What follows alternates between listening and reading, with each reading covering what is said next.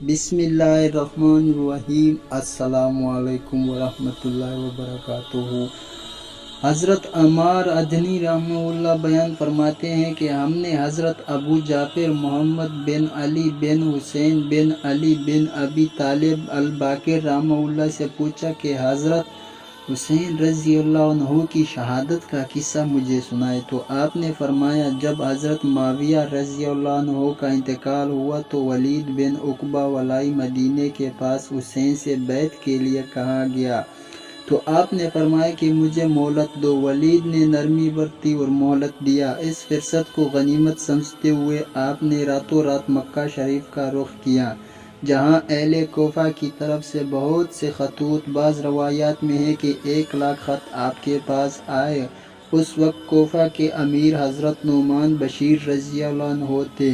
حضرت حسین رضی اللہ عنہ نے اپنے چچا زاد بھائی مسلم بن عقیل کو تحقیق امر کے لیے بھیجا اور ان سے کہا کہ جاؤ اور دیکھو کہ ان لوگوں نے کیا اور کیسے لکھا ہے۔ مسلم بن عقیل نے 2 رہنما اپنے ساتھ لیے اور چلے۔ صحرا میں کہیں پیاس لگی اور ایک رہنما مر گیا، جس سے متاثر ہو کر مسلم بن عقیل نے حضرت حسین رضی اللہ عنہ کے پاس لکھا کہ انہیں معذور رکھا جائے، لیکن آپ نے جواب دیا کہ کوفہ جاؤ اور وہاں کے حالات دیکھو۔ حضرت مسلم بن عقیل کوفہ پہنچے اور یہاں ٹھہرے۔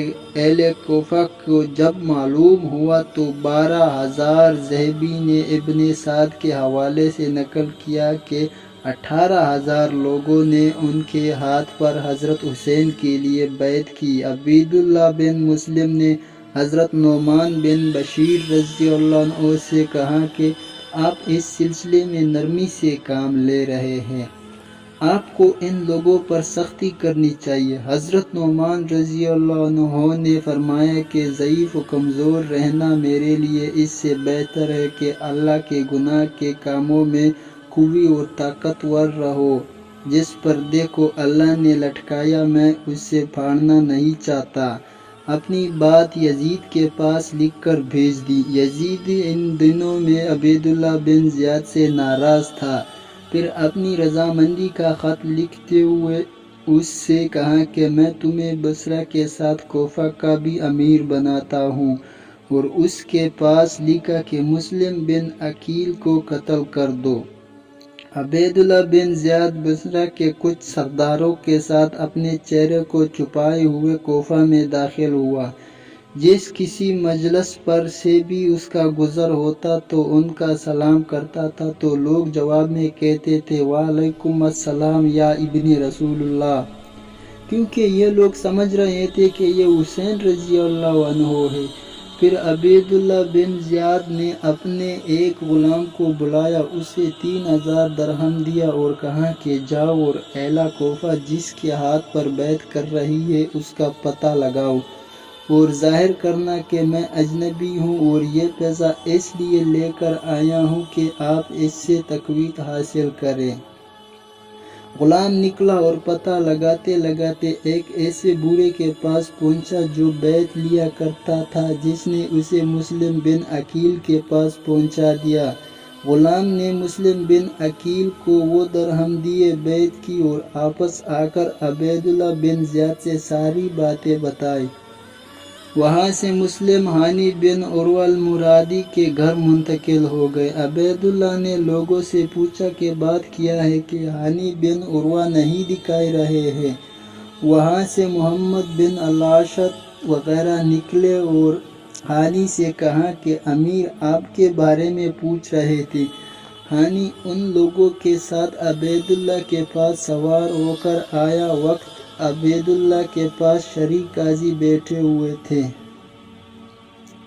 عبیداللہ نے کہا کہ اپنی بربادی لے وہ آ گیا۔ ہانی جب سلام کیا تو عبیداللہ نے کہا کہ اے ہانی مسلم کہاں ہے؟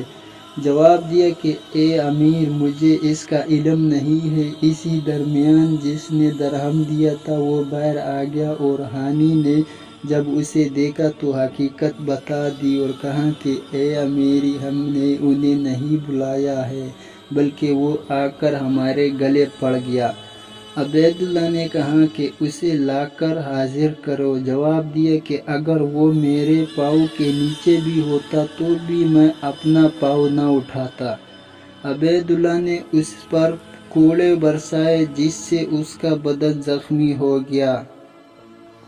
ہانی نے کسی پولیس کی تلوار چھین کر حملہ کرنا چاہا لیکن کامیاب نہ ہو سکا۔ عبیداللہ نے کہا اب تیرا خون حلال ہو گیا، لہٰذا اسے قید کر دیا۔ بنی مزاحج کے تک جب یہ خبر پہنچی تو محل کے گرد ارد بھیڑ لگ گئی، اور جب مسلم بن عقیل کو یہ خبر ملی تو باہر نکلے اور ان کے گرد 40,000 لوگ اکٹھا ہو گئے۔ انہیں منظم کیا اور قصر کا رخ کیا۔ عبیداللہ نے کوفہ کے بڑے بڑے لوگوں کو بلا بھیجا۔ جب لوگ ان کے پاس اکٹھا ہوا تو انہیں حکم دیا کہ اپنے اپنے خاندان و قبیلے والوں کو سمجھائیں۔ وہ لوگ اپنے اپنے قبیلے والوں کو جھانک کر دیکھا اور گفتگو کرنے لگے۔ اس طرح لوگ مسلم بن عقیل سے چھٹ کر الگ ہونے لگے، حتیٰ کہ صرف 500 آدمی ان کے ساتھ باقی رہ گئے، اور مسلم بن عقیل حضرت حسین رضی اللہ عنہ کو لکھ چکے تھے کہ جلد از جلد آنے کی کوشش کرے۔ پھر جب رات ہوئی تو سب کے سب گھس کر اور مسلم بن عقیل کے ساتھ کوئی بھی نہ بچا۔ مسلم بن عقیل راستوں میں اکیلے بھٹک رہے، یہاں تک کہ ایک گھر کے پاس پہنچ کر دستک دی اور ایک عورت باہر نکلی۔ اس سے مسلم بن عقیل نے پانی مانگا، اس نے پانی پلایا اور پھر اندر چلی گئی۔ تھوڑی دیر بعد جب نکلتی ہے تو انہیں دروازے پر پاتی ہے، بولی کہ تم ذرا کچھ مشکوک آدمی لگ رہے ہو۔ انہوں نے بتایا کہ میں مسلم بن عقیل ہوں، کیا تمہارے پاس ٹھہرنے کی جگہ ہے؟ عورت نے انہیں ٹھہرنے کی اجازت دے کر اندر بلایا، لیکن اس عورت کا بیٹا محمد بن اشعث کا نوکر تھا۔ وہ اپنے مالک کے پاس گیا اور صورتحال بتائی۔ عبیداللہ نے پولیس بھیج کر انہیں گرفتار کرنا چاہا۔ مسلم بن عقیل اپنی تلوار سنبھال کر نکلے اور لڑائی کرنے لگے۔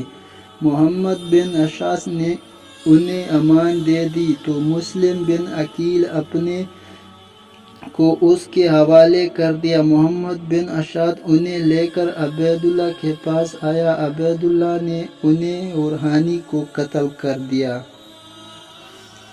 حضرت حسین رضی اللہ عنہ مسلم بن عقیل کے خط کی بنیاد پر کوفہ لیے روانہ ہو چکے تھے، اور جب قادسیہ سے 1 گھنٹے کے فاصلے پر تھے تو وہاں ایک آدمی سے ان کی ملاقات ہو گئی، جس نے حضرت حسین رضی اللہ عنہ سے بتایا کہ میں اپنے پیچھے کوئی بلائی چھوڑ کر نہیں آ رہا ہوں، یعنی مسلم بن عقیل کے قتل اور کوفہ کی غداری کی خبر دی۔ حضرت حسین رضی اللہ عنہ نے واپسی کا ارادہ فرمایا، لیکن مسلم بن عقیل کے بھائیوں نے کہا کہ جب تک مسلم بن عقیل کا بدلہ نہیں لیتے اس وقت تک واپس نہ جائیں گے، چاہے قتل کر دیے جائیں۔ لہٰذا آپ آگے بڑھے۔ جہاں عبیداللہ بن زیاد کی گڑھ اور سوار فوج کا سامنا ہوا، آپ کٹ کر کربلا کے میدان میں پہنچ گئے۔